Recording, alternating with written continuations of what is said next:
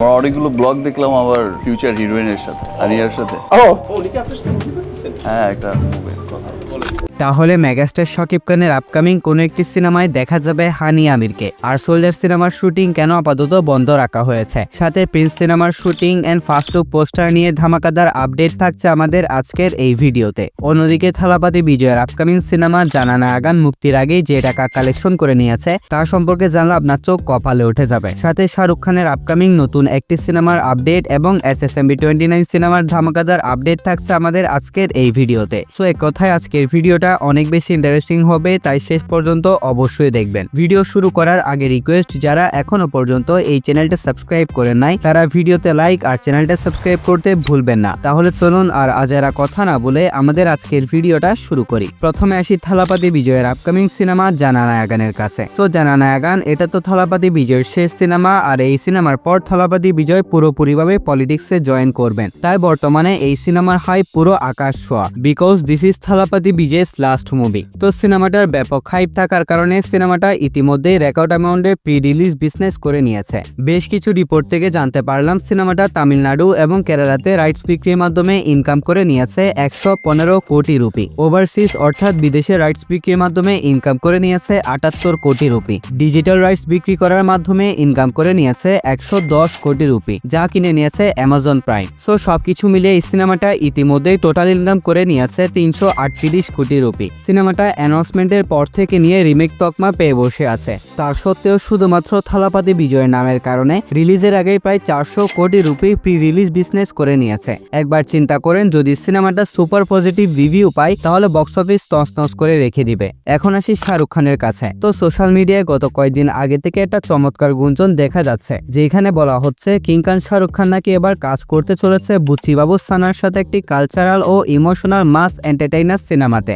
এই সিনেমাতে নাকি শাহরুখ খানকে দেখা যাবে তার বয়সের সাথে মানানসই একটি চরিত্রে। আরো জানা গিয়েছে সিনেমাটায় শাহরুখ খানের সাথে থাকবে একটি শিশু অভিনেতা, আর এই শিশু অভিনেতাকে নিয়ে সিনেমার মূল ইমোশনাল পয়েন্ট তৈরি করা হবে। তবে আপনাদের জানার সুবিধার্থে এটাও বলে রাখি, বুচি বাবু সানা হচ্ছে পুষ্পা খ্যাত ডিরেক্টর সুকুমারের শিষ্য, এবং তিনি তার প্রথম সিনেমার মাধ্যমে সুনাম এবং পরিচিতি দুইটাই পেয়ে গিয়েছিলেন, কারণ তার প্রথম সিনেমাটা অনেক বেশি ভালো ছিল। বর্তমানে তিনি রামচরণের সাথে পেড্ডি নামের একটি সিনেমা নির্মাণ করছেন, সেই সিনেমাটাও বেশ প্রমিজিং বলে মনে হচ্ছে। তো দেখা যাক শাহরুখ খানের সাথে আপকামিং এই সিনেমাটার জন্য আমাদের অফিসিয়াল অ্যানাউন্সমেন্ট করা পর্যন্ত অপেক্ষা করতে হবে। এখন আসি SSMB 29 অর্থাৎ গ্লোব ট্রেডর সিনেমাটার কাছে।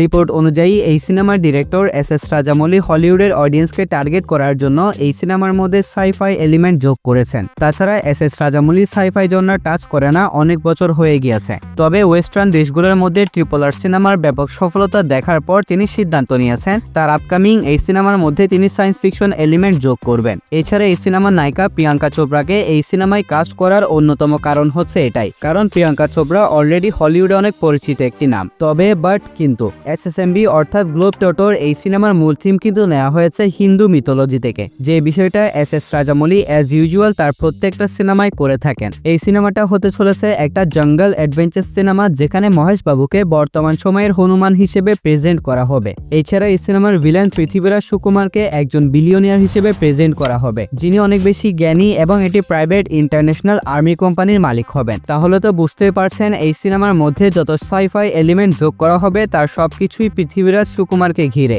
ওভারঅল সবকিছু মিলে মনে হচ্ছে এই সিনেমাটা কম করে হলেও 3 থেকে 4 হাজার কোটি রুপি আয় করেই ছাড়বে। এখন আসি আমাদের মেগাস্টার শাকিব খানের কাছে। তো এটা তো আপনারা সবাই জানেন, গত কিছুদিন আগে শাকিব খান বনানীতে মিনিসো শোরুমের একটি উদ্বোধনের জন্য গিয়েছিলেন। সেখানে শাকিব খান এবং রাফসানদার ছোট ভাই একসাথে গিয়েছিলেন, আর রাফসানদার ছোট ভাই গতকালকে সেই ভিডিওটার ব্লগ তার ইউটিউব চ্যানেলে আপলোড করেছে। তো সেখানে শাকিব খান বলেছিলেন, রাফসান তোমার অনেক ব্লগ দেখলাম আমার ফিউচার হিরোইন হানি আমিরের সাথে। ঠিক ওই সময়টাতে পাশ থেকে একজন জিজ্ঞাসা করে উনি কি আপনার সাথে সিনেমা করতে চলেছেন? এই প্রশ্নের উত্তরে মেগাস্টার শাকিব খান উত্তর দিয়েছেন, হ্যাঁ একটা ছবির ব্যাপারে অলরেডি কথাবার্তা চলছে। তাহলে তো বুঝতে পারছেন একটা ধামাকা আসতে চলেছে। তবে আপনারা কেউ এটাকে শুধুমাত্র একটা গুঞ্জন মনে করবেন না, কারণ শাকিব খানের আপকামিং আপকামিং একটা সিনেমার মধ্যে যে হানি আমির থাকছে বিষয়টা শাকিব খান নিজেই ওয়ান কাইন্ড অফ অফিসিয়ালি ঘোষণা করে দিয়েছেন। আর গতকালকে থেকে এই বিষয়টা নিয়ে কিন্তু সোশ্যাল মিডিয়ায় প্রচুর লেখালেখি হচ্ছে। কেউ মনে করছে শাকিব খানের আপকামিং প্রিন্স সিনেমায় হয়তো হানি আমিরকে দেখা যাবে, আবার অনেকেই মনে করছে নতুন ঘোষিত হওয়া শাকিব খানের আপকামিং রোমান্টিক সিনেমাটার মধ্যে হয়তো হানি আমিরকে দেখা যাবে, যে সিনেমাটা রিলিজ করা হবে 2026 সালে কোরবানির ঈদে। তবে পার্সোনালি আমি চাই শাকিব খানের আপকামিং রোমান্টিক সিনেমাটার মধ্যে যেন হানি আমিরকে নেওয়া হয়, কারণ হানি আমির এবং শাকিব খান এনাদের দুইজনের কেমিস্ট্রি কিন্তু বড় পর্দায় দেখতে সেই লাগবে। সবকিছু শেষে এখন শুধু দেখার বিষয় হচ্ছে শাকিব খানের আপকামিং কোন সিনেমার মধ্যে হানি আমির এবং শাকিব খান ভক্তদের এই ড্রিম জুটিকে কোন সিনেমায় বড় পর্দায় প্রেজেন্ট করা হয়।